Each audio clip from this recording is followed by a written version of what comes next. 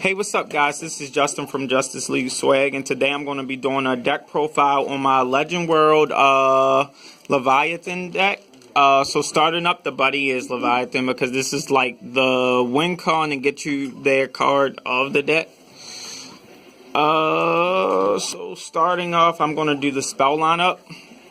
I'm running one Holy Grail. I'm only running Holy Grail so that you can help pay the cost right now to hard equip Excalibur.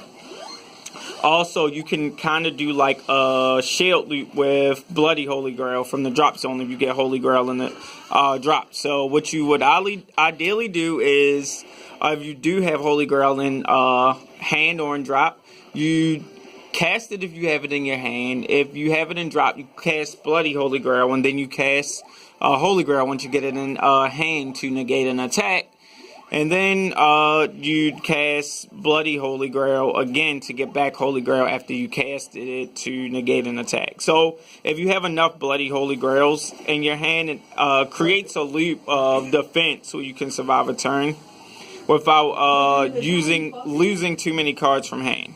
So I've actually done this one time to stop about 6 attacks on my opponent's side of the field. So it was pretty good. The reason why we're only running one is because you don't want to hard equip a lot of the Excaliburs, or you'll probably get them off of your overkill with Leviathan.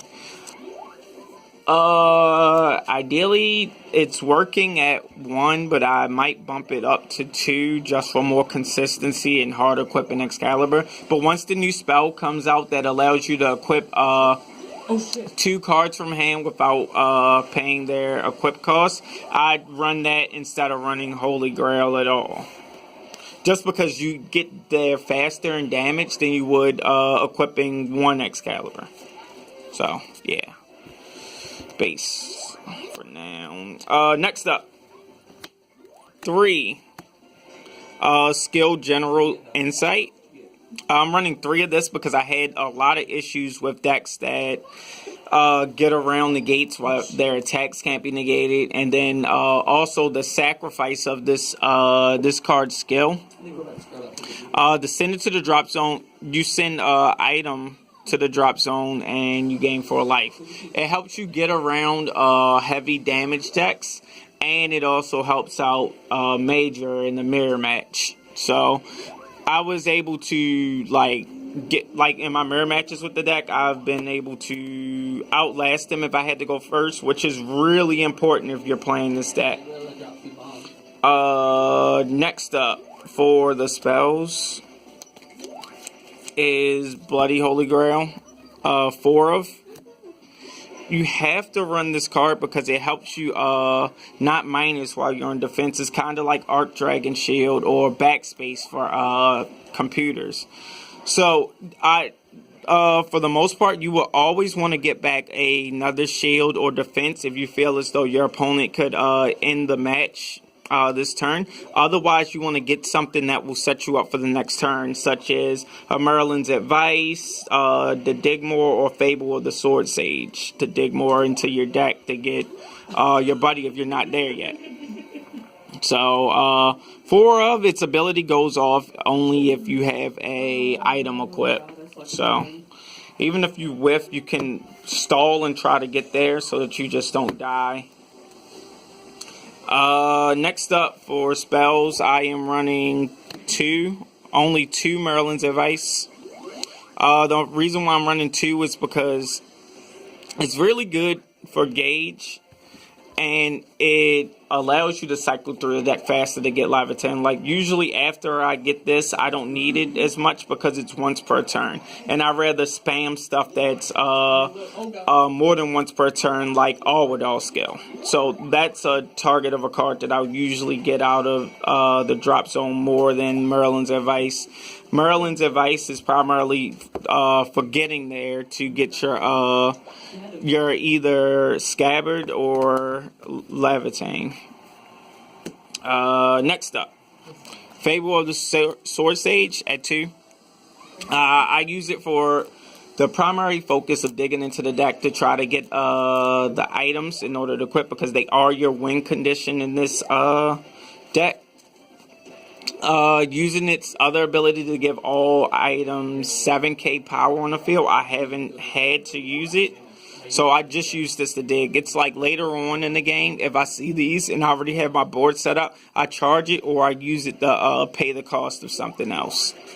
So then you can also get this back from the drop zone, as well as Merlin's Advice with Bloody Holy Grail. So it makes it good if you see it in the drop zone early game, so that you could try to dig through your deck to find Levitain. So running them both at 2 allows you to play both of them in the same turn without seeing too many duplicate cards. Lastly, for my spell lineup, I'm running 2 Breath and Guard. I'm running Breath and Guard because spell negate, so you could go spell negate cheese, but you have to be really careful with how you do it, because if you're using any weapon that if it has an on attack skill, that on attack skill would still proc and you lose your play timing to use a counter. So ideally, if you have the weapon that on attack gauges, or the weapon what is it called? I think it's Joy Use, but it's a one of. If you're using any one of those, you want to like this or the gauge weapon Nagel Ring. You want to attack with these singly. Ideally, I'd attack with Nagel Ring first, just to poke and then add gauge, and then I'd link attack with all the rest of my items. If my opponent casts a spell, then I spell negate it. So it's helped me get around a lot of decks, such as like Legend World's what is it called, Shield deck. So you just try to get them into a life range where you can take them out in one swoop, and then link attack for the kill.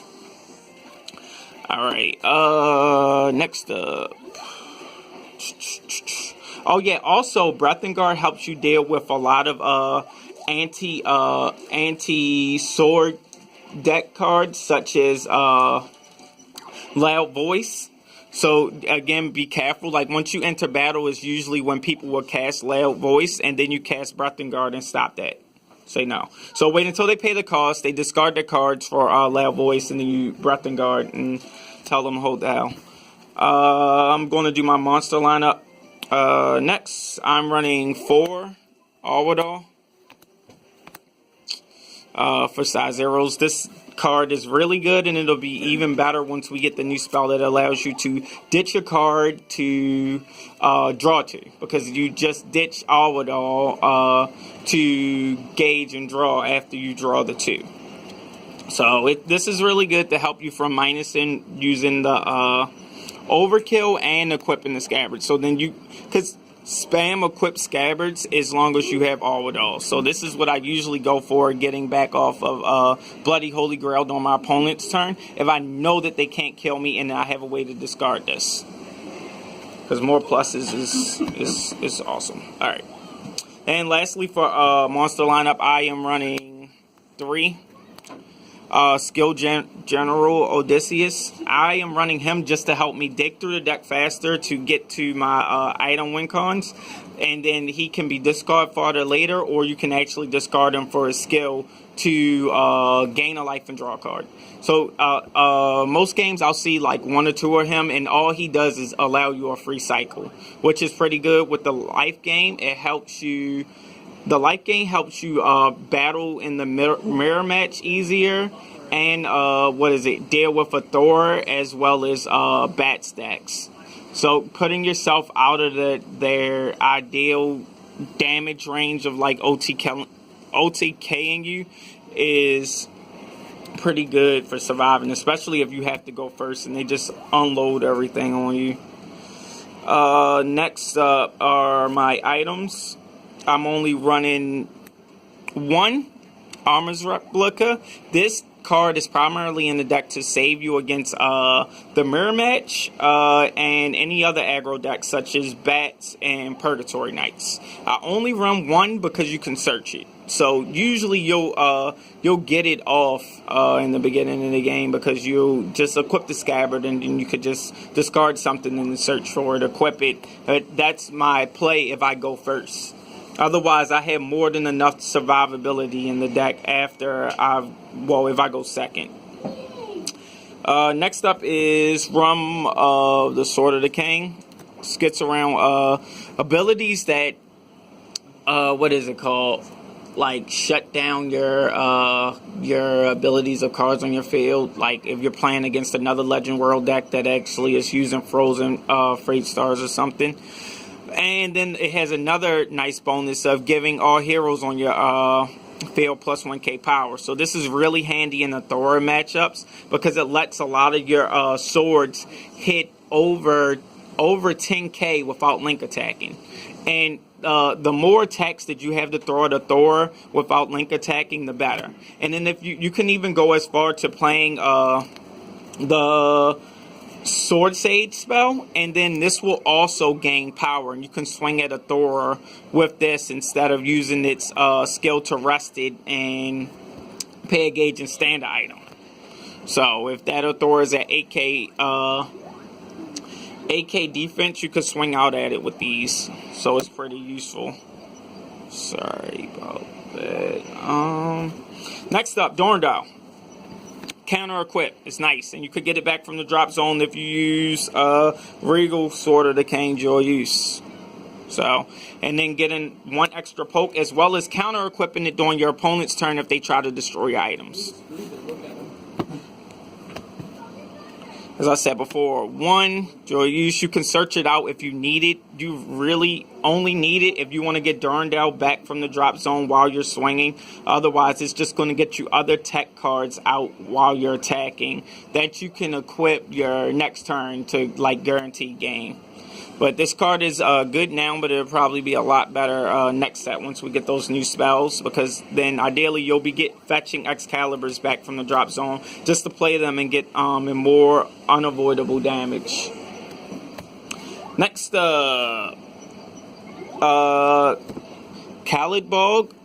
Replica. I'm playing it too. This card is very important. That's why I'm playing it at 2 because, well, you can search it, but I'm playing it at 2 because I want to guarantee that I can get it in case I'm playing against a Thor. Because one thing about that matchup is the overturn for a Thor. If they overturn and you don't have this on the field and you have a ton of items equipped, you're dead. You're going to just lose. So you got to make sure that you have this out before they overturn. And don't equip too many items before you get this equipped in that matchup. Then any other deck that's using any type of ping damage or burn damage, you want to make sure that you get this out as soon as possible. Those what they're for. Harunting is in here for extra damage. Having 3 crit attacks is very important when you have so many attacks on board, because then it also it like leads your opponent away from blocking some of the other stuff that you really want to hit, like Dane's Leaf. So it's only at 2 because I can search it, and it's only in the deck for now until we get the new Excalibur. Once we get the new Excalibur, like the new Excalibur is going to replace this and a few other things. Alright, Dane's Leaf at 3. This card is amazing. If it hits your opponent or if it hits your, what is it called? Your opponent's monsters, if they're destroyed by this, then you get to gain 2 life and engage 1. And how you usually want to play this card is try to get 1 or 2 of them on board and at least 1 Nagel Ring. You'll swing at their monsters with this because you want to attrition them as the battle goes, because 1 damage isn't that big of a deal, but sometimes they'll negate it just because they don't want you to gain any type of advantage, which is fine. If they're negating attack or on their monsters or anything, they're still minusing. This is good in the long run for you because you don't want them to have a lot of cards in hand when you push. 2 Nagel Ring. This card is really hard to play around. Like when you swing, like gauging isn't the choice of it. So you have to be really careful of it. Like at some points of the game, it's not always wise to swing with it. if you don't need the gauge or you might be in danger of decking out. And this is usually my target for what is it? Skill General's Insight. A lot of times I'll sacrifice these when I have too much gauge, or I'm excelling through my deck too fast just because I don't want to deck out. So be mindful of how much you gauge when you play the deck, because you don't need a ton of gauge to kill your opponent. You only need a ton of gauge if you have a ton of items in your hand. Next, Buddy Sword. As I said before, you can't play the deck without it. The spell that comes out that lets you equip items without paying the call cost will make this deck like even better. So I'd advise running it at like 3 or 4 when it actually releases, because you could ideally go first turn, cast a spell, equip this for free, and then equip something else, and they will both see each other on the field, just as like Dungeon World item decks do, and you won't lose anything. And then you also save the gauge to hard equip the extra items in your hand. So, something to look forward to. Now, Overkill, you can use, as I learned, you can use it whenever you start attacking. Next up, Excalibur at 4. It's at 4 because you want to mill into this on the Overkill every game. The more games that you mill into it, you'll see yourself winning more. And this will get, like as I said before, once we get the spell that allows you to equip these without paying their equip costs, it'll be even better. So you just run this and run the new Excalibur alongside it, and you'd have so much damage on board like turn 1. Then last but not least, Sword of the King Scabbard. I'm running at 4. This is like your go-to card when you don't draw Levitain and you just search it to draw Levitain. Like, you can't not run this or Levitain at 4. Like, those are the only cards in the deck that you absolutely have to run at 4. Everything else is kind of choice or like player preference. So you could play around and see how you like things. But if you have any questions or comments, leave them below, and I'll be sure to get back to you as soon as possible. Thanks.